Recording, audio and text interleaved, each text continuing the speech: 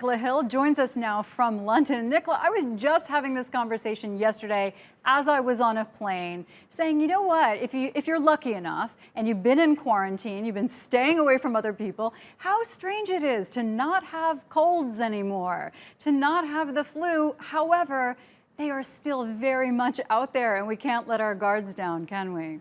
No, exactly. In fact, to be honest, Michelle, I've been having similar conversations with friends of mine saying, oh, it was great. This was the first winter that I didn't get a cold. How amazing it is. Maybe we should wear masks and wash our hands and do everything like that every winter to avoid it.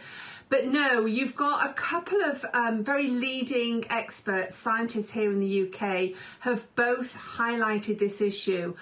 Now, they're probably doing it because they want to make people aware that they will need the flu vaccine as well as any booster COVID vaccines this winter. But what they're saying is, because most of us, many of us, have not had colds or flu for the whole of the year, our immunity levels have dropped. And that means that as people are beginning to mix more because lockdowns are lifting here in the UK and other countries, it means that then these germs will start spreading again. And because our immunity levels have dropped, we might get worse colds and flus. And they're particularly worried about pregnant women. And I have to say, this was new to me, that apparently a pregnant woman, if she gets a cold or something like that during her pregnancy, she's going to pass on any immunity to her unborn child.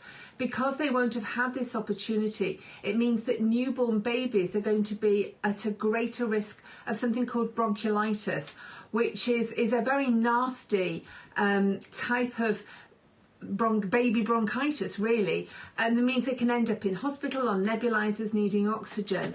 So that's why they're saying that this is something that needs raising awareness about, and maybe they might even have some sort of like flu and COVID joint vaccination, or if we end up having boosters, we might go along having a flu vaccine in one arm as you have your COVID in the other. So they're saying that it's important to be aware there are other diseases, not just COVID-19, and these respiratory diseases, particularly something called community-acquired pneumonia, can be fatal. So yeah, if we have these dreaded extra waves of COVID, we've got to be aware as well of other respiratory diseases. Sounds a bit miserable. I was just going to say, Nicola, the bad news never ends. The warnings, there's so many of them now. And, you know, when we talk about a booster shot for coronavirus, it seems like it was only yesterday that countries have finally gotten their act together to vaccinate people, whether you're the smallest country in the world or the largest. There have been so many problems. So how readily available is a booster going to be for coronavirus? Never mind the flu or colds. Yeah, this is something that's obviously being looked at. You've got the two elements here. First of all, you've got the ethical. Should we be giving booster shots when so many countries haven't even got their first ones? But what's happening here in the UK, the health secretary, the government here, has said they'll decide in the next few weeks what exactly is happening with that.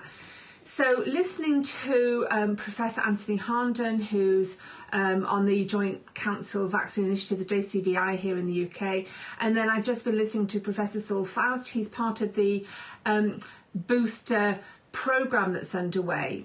There's two things. Do they give another jab of the same one? So if you've had two AstraZeneca ones, which is the very popular one here in the UK, do you get a third one of that? Or do you mix and match? Would it be better to be given a different vaccine as that booster? Would that be more effective?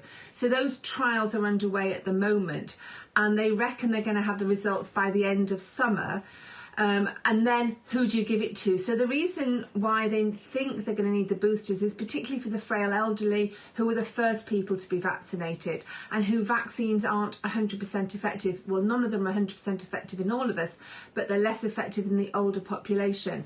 So how long does immunity last? This is a question they don't know, because obviously these vaccines are new. So when do you need to give the booster? Who needs the booster? Is it just healthcare workers? Is it just the elderly? Or is it something that we're all going to have every year? Because they've now all decided that this virus, COVID-19, the SARS-CoV-2 virus, which causes COVID-19, is endemic. It's going to be around for a long time. So will we be having our annual COVID-19 booster along with our annual flu vaccine. That's something that we'll hopefully know by the beginning of autumn, when we inevitably go into another wave. But a good bit of news is that Professor Callum Semple, who's an expert here in the UK, reckons that any potential third and fourth wave will be much less severe.